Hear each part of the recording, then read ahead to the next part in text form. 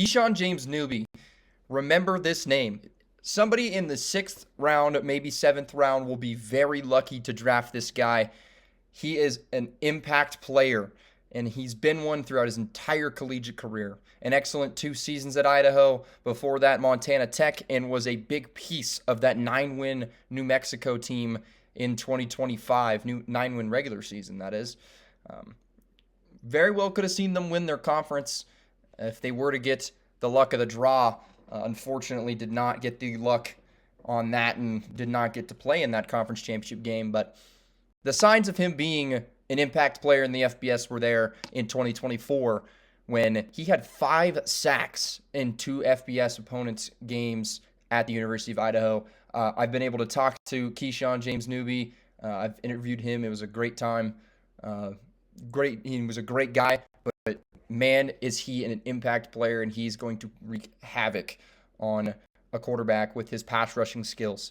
So we're going to hop right into his film here. We're going to start with just a couple clips from his time at Idaho, and then we'll move into our scouting breakdown and scouting report of Keyshawn James-Newby. Before we get started with the scouting report, I just want to mention that a lot of you guys are not subscribed to the channel that watch my videos. So if you find yourself keep coming back to this channel, or this is your first video and you enjoy, I'd appreciate it if you just hit the subscribe button. It helps me out a ton. We're trying to hit 1,000 by the end of the year. Let's get into that video. We'll start off. The signs were there from the beginning, and it's when he was at Idaho. They played at Oregon. It was the very impressive game from the Vandals, barely losing to the Oregon Ducks. At one point, I was at the game, and I got to have a great experience there. And at one point, I thought, Idaho might pull this off. I think a lot of people thought that for a bit. It was a one-score game for a long time in that fourth quarter, and part of it was because of the Idaho defense. They were really anchoring down against the Oregon's offense. They were not shying away from a better opponent. And it all starts with how a guy like Keyshawn James-Newby played. You'll notice in this first clip here, he kind of gets misdirected by the tight end. And because of that, he stays up, gets to the QB, sacks Dillon Gabriel there. We'll see it from a different angle here. And I'll slow it down a little bit for you guys. So you've got that wing tight end player there. And the right tackle kind of misjudges this play. Maybe the tight end might have ruined his thought process there. He gets lit up, though, doesn't let it really phase him, and he gets to Dillon Gabriel. Him and his teammate there get to Dillon Gabriel for a sack, a big one in that game as well. We go to the next clip against Oregon.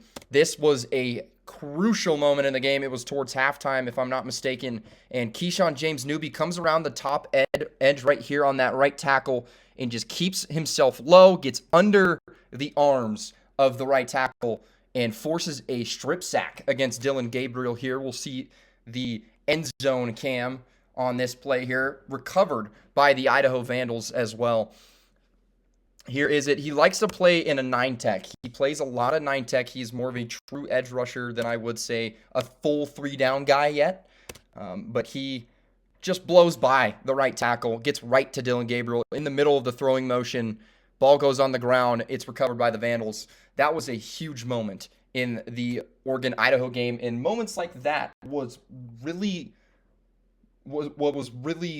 getting him some FBS looks. Now, of course, head coach at the University of Idaho in 2024, Coach Eck went to New Mexico, so he followed his coach. He was a great player. You know who else followed Eck? His son, Jackson Eck, who was also an amazing player as well. You'll see him in some of these clips. But now we'll move into our New Mexico clips. And so there's plenty of it. Let me tell you the stats real quick. He had 9 sacks on the year, second most hurries in the FBS with 48 hurries, 9 QB hits, third most pressures with 66 total pressures. He really was able to get to the QB and disrupt plays, and that's what he really excels in. We'll go into strengths and weaknesses after film breakdown and a little bit of that stuff, but for now, you've got your stats here that I just mentioned, 3 forced fumbles as well. Very productive season for him for the Lobos. And on this play here, you'll see him on the bottom of the screen.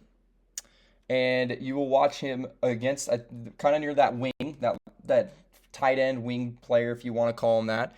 He pushes inside, just absolutely bullies and powers through that tackle, gets to the QB for a sack. This was a 2.5 sack game against New Mexico State in which the Lobos won. You'll see here, these are better angles, a little bit nicer. These end zone cams. Starts inside, a little bit of a false step to start for the New Mexico State lineman, but he just gets under him and uses those hands. He is excellent with his hands. He's got great hands. He creates separation. He gets into the backfield for a sack there against New Mexico State. Now, as I said, this was a 2.5 sack game for him. This very next one here, again, just keeps separation and pushing off that tackle with his left arm here, you'll see. And with the right, he uses that to bring down the QB, just gets around the tackle enough to where he can put his shoulder into the tackle's chest and still have both hands to use. Even looks like, for being honest, the tackle is almost grabbing his helmet there. You'll see his head's kind of jerked up. Regardless, he holds on for a sack. He is electric off the edge. He's a very, as I said, very 9 tech kind of edge rusher, a true pass rusher in a way. But you'll see him at the top of your screen here. Once again, he just wraps around. His burst helps him get past tackles fast, and it helped him really dominate his opponents in 2025. You saw it all season. Once again, boom, just getting right around him, getting to the quarterback. That's a sack. So that was his 2.5 sack game against New Mexico State. Now I just want to mention a little bit of his run ability. Some people watch his games, see his grades. His pass rushing grade, based off of PFF, is one of the best in the country, but his run grade's only about a 70. I want to say his run defense isn't the worst. It's something that I think people are maybe undervaluing in a way. I think he does have still a pretty good run defense. This year, maybe his tackling rate wasn't, kind of struggled a little bit, I guess you could say, in some games. It seems to overcommit at times, but he still has the ability to be a force in the run game. You'll see it with this play here. He's going to be that guy on your left side of the screen, number 1, right in front of 16. And against the right tackle, nobody goes there. He's obviously the read guy. And what he does in this play that I like is he's making his read, but he's putting himself in a spot where if the QB is to keep it, he can adjust to that and get the quarterback. Because his job in that spot is, I'm assuming in this play, it's to play quarterback. Because you've got 6, who's Jackson Eck. You've got him pushing that gap that they've built, that Colorado State's building. His job is to fill that gap and play running back. So Keyshawn is to play QB and react to the handoff, which he does exactly that and gets over and stops it for about a 2-yard gain. So I like the way that he plays that read option, and there's a good amount of times he plays read option well. You'll see here, again, a little bit of a read option look. I would say probably more of an RPO. You've got that guy motioning over, and QB is watching him right now. He is staring into the eyes of Keyshawn, and he's going to keep it with the running back, and he does exactly the same thing. I'm going to read the QB and react to the running back. And what does he do? He reads the QB, and he reacts to the running back right here. So, right here. Burst off. Shuffle. That little shuffle step is to see what the quarterback does, and then he goes full steam ahead to the running back there. Now, another play here against Colorado State. This is I wanted to mention his ability to just kind of get in the way and disrupt without getting sacks and producing numbers. I apologize if the film was a little bit choppy in a way. I'm currently going through some recording updates and whatnot, so we'll hope to have that smooth and finished later for the next video. But you'll notice him here, left side again. He's playing pretty wide out on that 9 tech. This is a screen play, so that left tackle's job is to hit him and get out. and he keeps himself mounted. Like, you look at that, you don't think he's probably going to stay standing up straight. But matter of fact, he does. He gets up there. He actually gets a hand on that, helps cause an incompletion. So this will be another run defensive play. His great burst, or sorry, that was a sack. Got my plays mixed up, but absolute incredible burst, as I mentioned. Unreal burst from him here. You'll see he just gets right past that right tackle, doesn't even give him a chance, and it's almost a free sack for him. Right there, tackle can't get his hands on him just because of his bend, his burst, and he gets right to the quarterback for a nice sack there. And then the final play for the Colorado State game is I wanted to show off his ability to contain. And so what he does here is, honestly, you're asking him this role, you're putting him out that wide. His role is to make sure you can't get wide on this play. And that's exactly what he does. He keeps his right arm inside on the lineman. He keeps his left arm on that top of the shoulder pad and gives his linebackers the ability to react. You'll see Jackson Eck, just above 64 right there. He's going to go to the right of 64 into that gap. The other linebacker there, he's going to go to the right of 54. That's their two responsibilities, and that is not as easy as it was in this play if you don't got a guy like Keyshawn James-Newby on the edge containing and really holding up that right tackle and not letting the tackle fully dominate him. You hold him up there, you don't let him get downfield with you, and that forces the running back to not really know what to do. There's nowhere to go. You could come back across to that gap, but you do have plenty of defenders coming across. So what does he do? He tries to find a little gap, and there's a swarm of red jerseys there to get him. Now, the last clip I have for his film here, this was a impact play. I mean, an absolute impact play. This was an absolute thriller against San Diego State, where this was a big game for New Mexico. Gave them the chance to go to the conference championship game. The chance, keyword chance. But this is second overtime. You watch Keyshawn James-Newby here on second down. There had been a couple of penalties by San Diego State. He kind of gets lucky on this play here. You notice he gets a fast jump. He's already up. The ball's not even barely snapped. Doesn't get off sides. Gets around that right tackle again. His speed off the line, his burst off the line is so great to where the right tackles, especially this last year, has really struggled to keep up with a guy like him. His speed is one of the best for an edge rusher. Gets around. The running back gets a nice chip block. But regardless of that, ball gets on the ground. They cause a fumble. San Diego State did recover. But that was a big play that pushed him back even more. And New Mexico went on to win this game in double overtime. So he just catches the right tackle sleeping, stays active with his hands, knows where he's at, and he causes a strip sack. So with that, you might be thinking, well, what is this guy good at? What is this guy weak at? Where is this guy going to go? That's where we're going to come into play here with what I have after watching film, watching some of these clips, what I showed you. We're going to talk about that. We're going to move on to our strengths first for Keyshawn James-Newby, edge rusher, 6'2", 244. And my strengths for him would be he has great hands. We saw it. He knows where to put his hands at.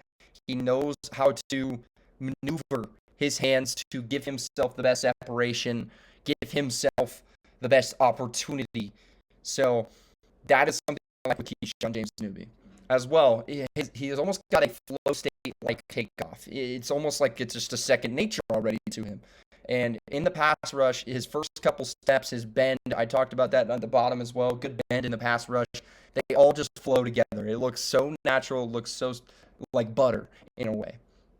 Now, the last strength I really want to point out is his IQ. His pass rush IQ is fantastic, and he creates separation very efficiently. Now, for weaknesses, this is where we got to get started. We got to, think about some things. NFL GMs like certain things, and size is one of them. And maybe his size isn't the most ideal for an NFL edge. At only 244 pounds, it's a little bit something that maybe GMs won't enjoy. He does have, I think, 33-inch arms, so the arm isn't really an issue. Might be 33 and 6/8, I think, was what I saw, but that's not that much of an issue. The whole Ruben Bain thing where his arms are too small, you don't have to worry about that with Keyshawn. The only thing you got to worry about, I guess, if you're a GM, is his weight at 244. But we've seen plenty of good players, guys like Micah Parsons, who have been around that 240, 250 range in the NFL draft, and look at what players they became. So, to be fair, Micah Parsons was already a top prospect, but another weakness is he gets into battles a lot and really just focuses on that a little too much compared to the play. On some run plays, this is where that little bit of questioning of his ability in run plays comes into play. He loves to get engaged with blockers on runs and sometimes keeps up with them. There's tight ends that will really just try to get under your pads and just kind of annoy the crap out of you, and he will get locked into a hand fight with them at times. But he is good to adjusting to the run. Sometimes he just tends to do that, and that's something that you don't like to see out of an edge rusher in the run game. His pass rush moves seem to be limited. He is very reliant on just beating the guy off the edge and just using his bend, his takeoff, and using his speed to just beat the right tackle, left tackle, and get to the quarterback. And so maybe adding more moves, some power moves into your arsenal that comes with getting built a little bigger as well, and just working on that more. That could be something that to see out of him. And then lastly, in the weaknesses is big tackles will sometimes push him around, and that comes with the size. If there's a big tackle, big right tackles especially, right tackles are what he lined up against the most this year, and they are most of the time the absolute unit of a player. And so you don't want to see a guy get bullied by a tackle on the line. And so that is something you would like to see out of him, is maybe not getting pushed around as much. As for my final grade for Keyshawn James-Newby, I'd love to be able to put him high up on the board just because I kind of have that personal connection to him. But if I'm being honest, he's probably going to be somewhere around a day 3 pick. 7th round is what I've seen a lot of people saying. 6th round pick. I would honestly say there's a world where he goes even 5th round if there is a team that really does like his true pass rushing ability. He's more of a true pass rusher that can grow into a 3-down player, and that's what could possibly make him drop more. But that's also what could make teams really be excited about this guy. And I mean, it's something that I'm very excited to see where he goes. I'm expecting around a 7th, late 6th, early 7th for Keyshawn James-Newby, but I'd love to see him jump into round 5. Finally, team fits. There's going to be plenty of teams out there looking for edge rushers. I put these 3 teams in particular. It's the Bills, Saints, and Eagles. I think these 3 teams could really use a true edge, like a pass rush edge. With the Bills, with Bosa getting older, and the Saints, a lot of the Saints edge rushers right now, Granderson is a real kind of a big guy. He's more of a DN to me. And then Chase Young's been great, but getting a true pass rush guy like Keyshawn James-Newby on the team to be a rotational piece for them would be a guy that comes in on 3rd downs. I think would be pretty beneficial for a team like New Orleans, just like with Buffalo, and same with the Eagles. I think the Eagles have a very big defensive line in general. They could use a guy like this who's shifty, fast, and kind of put him alongside Nolan Smith on those pass rush downs. That could be something fun to watch in Philadelphia. So that is what I think on Keyshawn James-Newby. If you enjoyed the video, make sure to hit the like button, comment down below who you want to see any videos of next, and subscribe to the channel if you enjoyed.